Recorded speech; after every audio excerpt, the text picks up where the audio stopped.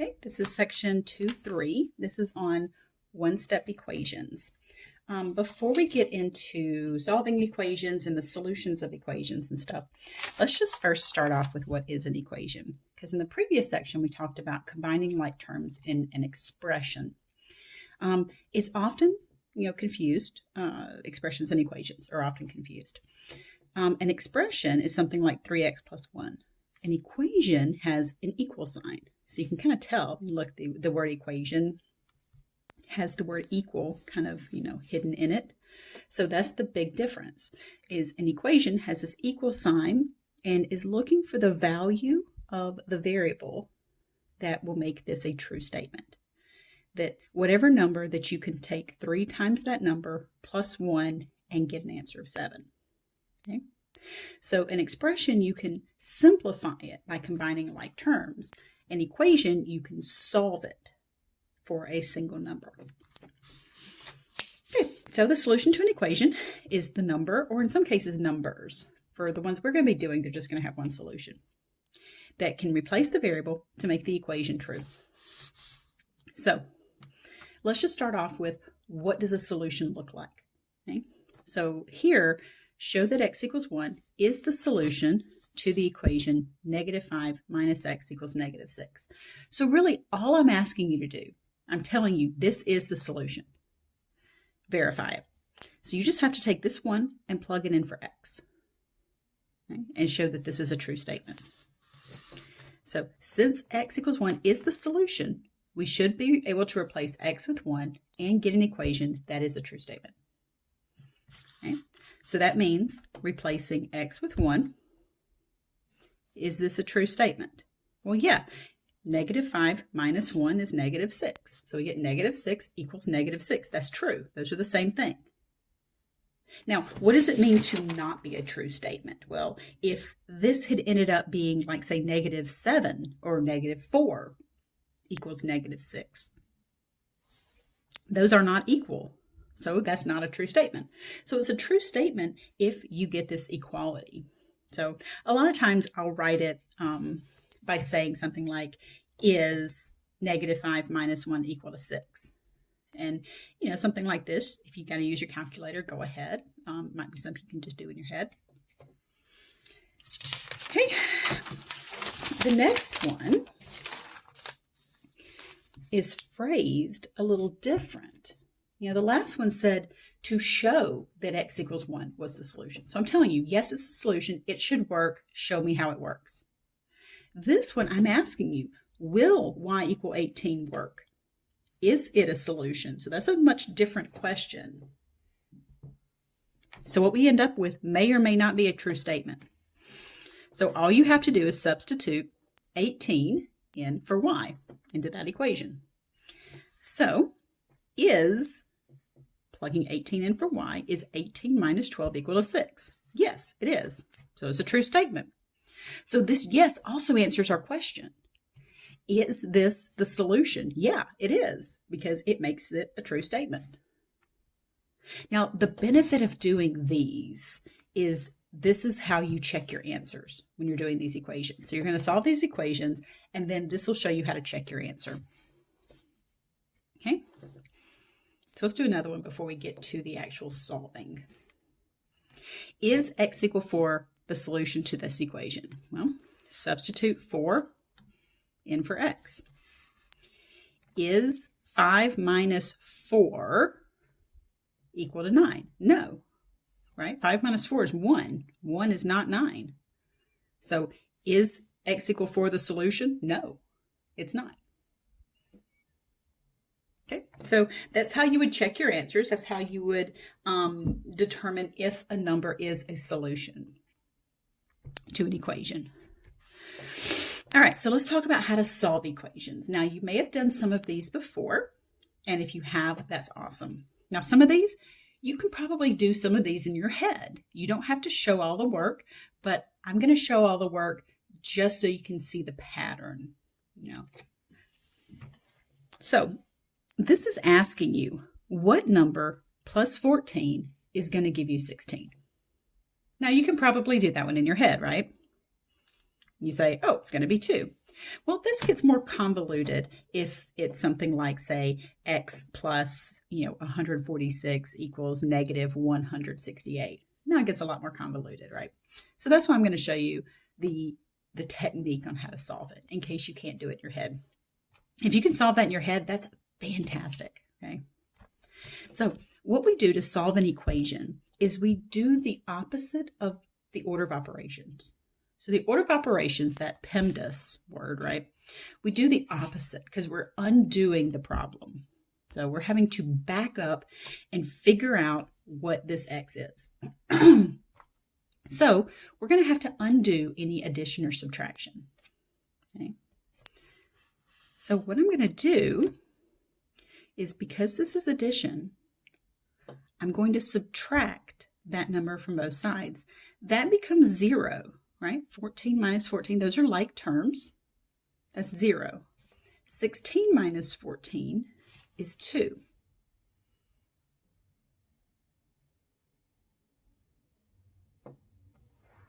So far, so good. Now, I have to do the same thing to both sides. That's going to maintain that equality. And think of the equals as a balance scale. Whatever I do to one side, I have to do to the other. Now, I picked minus 14 to both sides because it was the opposite of this. This is a plus, the opposite is a minus. That way it got rid of this, that zeroes off, and I was just left with x by itself equals, and those are like terms, so I can combine those. Now, you can check your answer. You substitute 2 back in for x. Is 2 plus 14 equal to 16? Yes. Okay. Let's go to the next one here. So these are all going to be one-step equations. So that means there's only going to be one step to have to solve them. Just like last time, I've got this plus right here. So I'm going to undo that.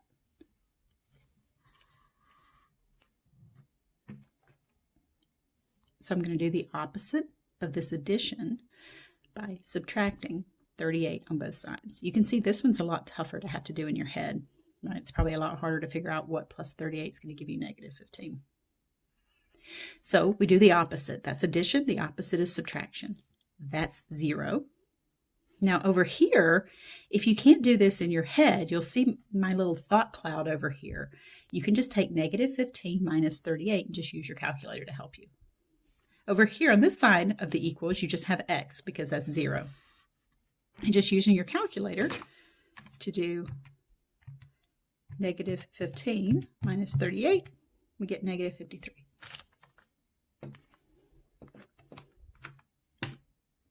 You can check all of your answers. I'm not going to spend the time checking every single answer that we do, though, okay? Okay. So this next one, sort of similar, but just a little bit different. In this case, I've got subtraction. So this one I had addition. I wanted to undo the addition. Now, let's go back to this one real quick. Why do you think I chose to subtract 38? Why didn't I add 15 to both sides? I mean, that's a minus, so why didn't I just add 15 to both sides? Well, it's because to solve means that I want to get the x by itself because I want to find out what x is equal to. So my goal is to move everything away from the x.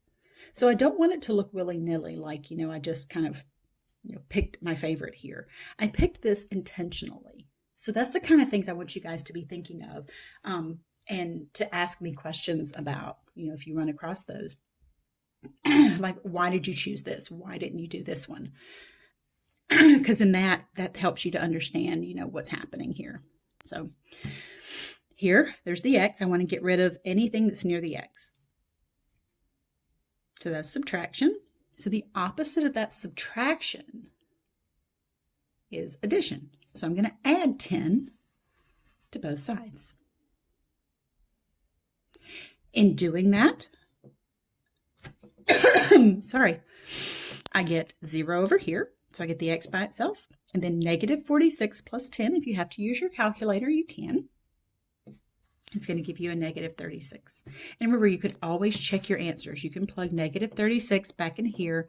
Negative 36 minus 10 should equal negative 46.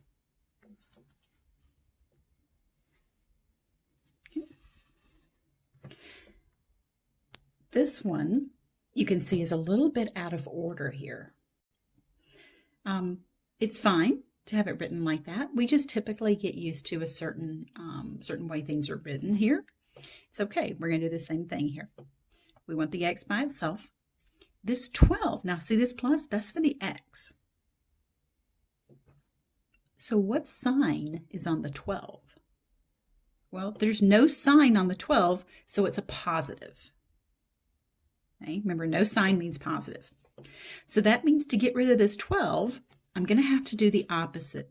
And since it's positive, because there's no sign, not because of this plus is for the x, I'm going to subtract 12 from both sides. Now, when I say both sides, I mean once on either side of the equal sign. That zeroes off, leaving me with just x. And then 2 minus 12 is minus 10. You can use your calculator to help you with these if you need. Okay. So you should pause the video and see if you can do this one by yourself. Don't just watch me. Math is not learned by just watching. Math is like a sport. You have to practice it. You have to learn it through your hands, not through your eyes or your ears. You have to actually practice and stuff. You don't get to just go to a whole bunch of basketball games and watch people throw, free throws and three-pointers and stuff and just be like, yes, I am the free throw champion. I have watched so many people do it. Now, those people are good because they've practiced. And they've practiced correctly. That's important. So in math, you have to practice and you have to practice correctly. If you do, a whole bunch of problems and they're all wrong, well, you just practiced wrong. It's like trying to practice free throws. If you shoot 100 free throws and you miss every one of them, well, you've probably just practiced on how to do it wrong. And if you do 100 free throws and you do 99 of them and you miss, and then you get the last one right, it doesn't mean you get to walk away like a boss and say, yep, I know what I'm doing, I'm good. Math is the same way. If you do all these problems and you keep missing them, and you get one right, it might be that you finally figured it out. It might be that, the blind squirrel found a nut. I don't know. So anyway, there's my lesson in that.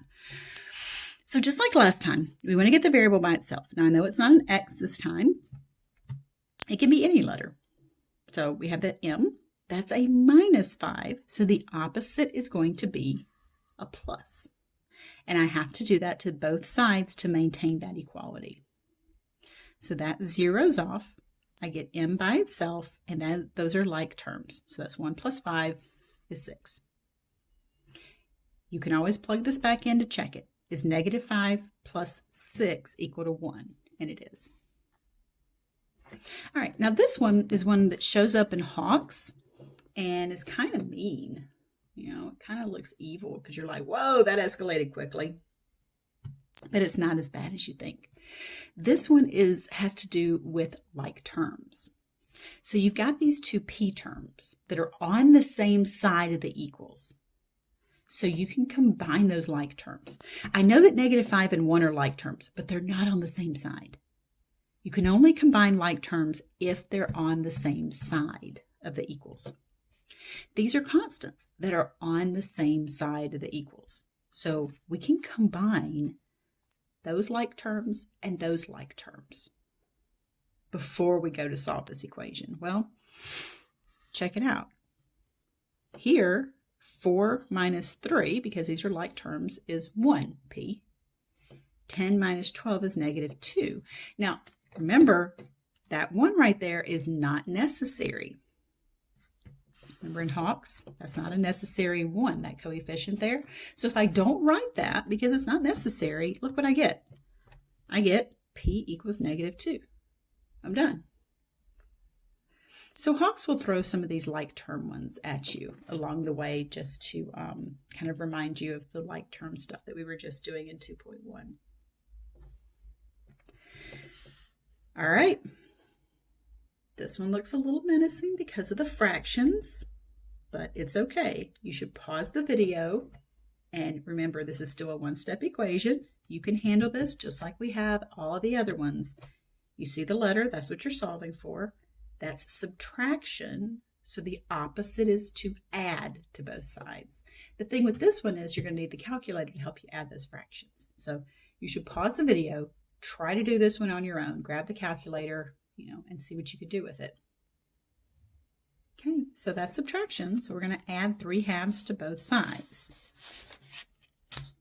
So we add 3/2 to both sides. Now here, this isn't quite as pretty as some of the ones that we've done. Like looking back up here, 1 + 5. All right, yeah, we can do that. That's 6. This one's not so pretty. So, I tend to write those kind of things off to the side, and I stick with my color scheme so that you can see how I translate it from being vertical to horizontal. Use your calculator. Do not go and do something crazy like, say, 9 + 3 over 5 + 2. You cannot add fractions like that. Don't do that. So instead, we're going to grab the calculator. We're going to do 9/5 plus 3/2. We get, oops, sorry about that. My calculator was tilted at a bad angle. We get 33 over 10. That's because you have to get a common denominator. That least common multiple of 5 and 2 is 10. But the calculator does all that for us. So we get 33 over 10. Okay, so that's the first part of these one-step equations. The next part, and you'll see here with example 11, now we have solved 2y = 10. Now notice that's not plus or minus. That's smushing 2 and y together. So the smushing implies multiplication. All right, so we're multiplying 2 times y to get 10. So this is asking you 2 times what is 10. Now, I would be a bit surprised if you could do that in your head. You've already got the answer and you moved on now. But I want to show you with an easier example how to figure out the more complicated ones. Okay? So we know that this smushing means multiplication. Okay, so we have 2 times y = 10. Well, what's the opposite of multiplication? Well, it's division. Now I realize that that looks like a fraction, but remember, fractions are just division. So I'm dividing both sides by 2. That's the opposite of that multiplication. Now, before I was adding or subtracting, I was doing the opposite, and that was zeroing off that term. Here, I don't want to zero it off because it's the coefficient of y. I have 2 divided by 2, which is just 1, which you don't have to write there. Now this, let me grab a pen so it'll look a little bit nicer. Remember, this is just 10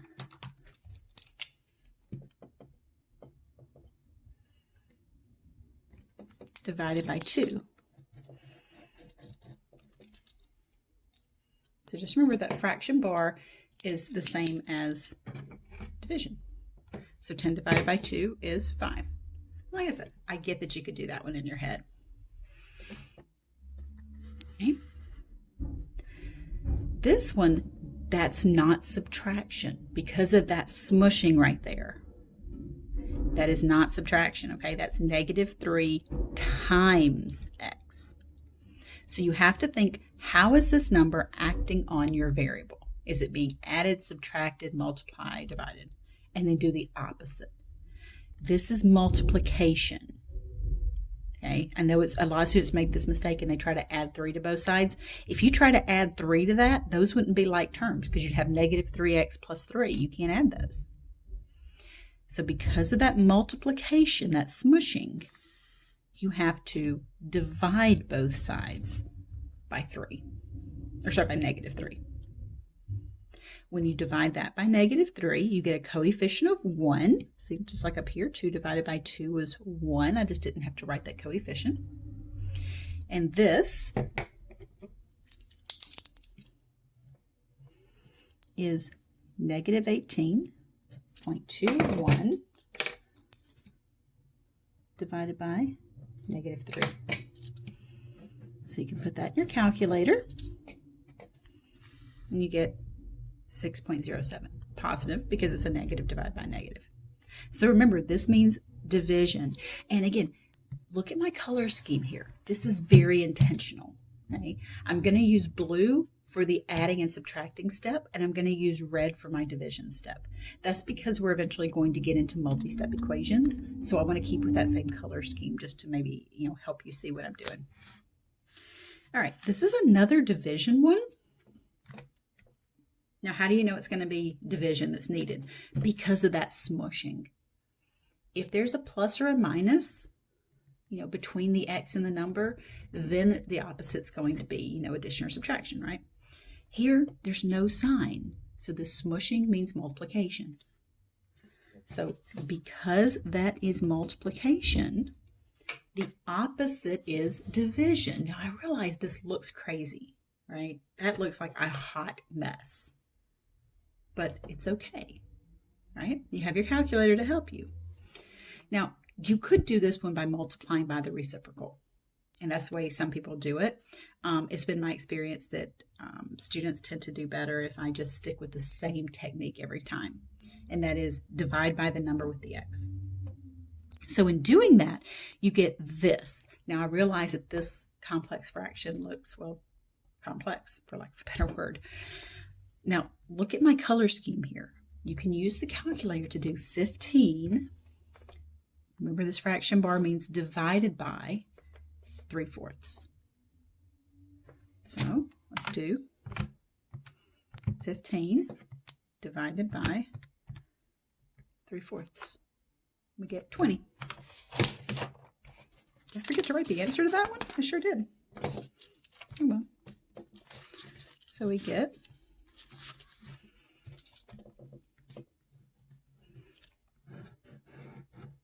x equals 20. You can check this by plugging 20 back in here and saying, okay, is 3/4 times 20, is that equal to 15? And it is. So you can always check your answers with these equations. Okay, let's just do a few more here. Let me cover this up. This is another division, and I know it has decimals, so it looks kind of menacing, but you know that it's multiplication because of the smushing. Do you see an addition or subtraction sign? No. Okay, so it's smushed, so it's multiplication. The opposite of which is division. So I'm going to divide both sides. Now, how do you know which one number to divide by? Why did I divide by 0.6? Why didn't I divide by negative 0.588? Because I want to always divide by the number with the variable. Okay? Because you want to get the variable by itself, so you want to get rid of anything that's with the variable. So I'm dividing both sides by 0.6. Remember, this is just a division problem.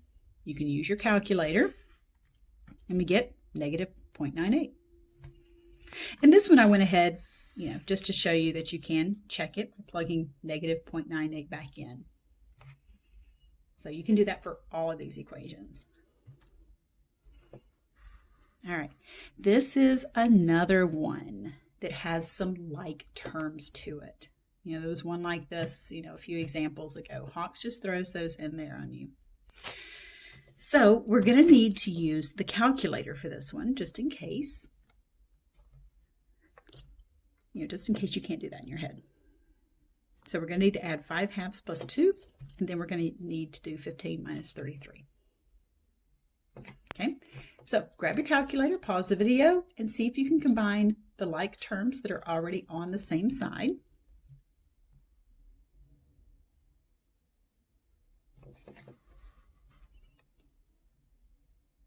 Now, if you grab the calculator, you do 5/2 plus 2, you get 9/2. 15 minus 33 is negative 18. So what that means is this left side, those like terms combine into 9/2 x equals negative 18.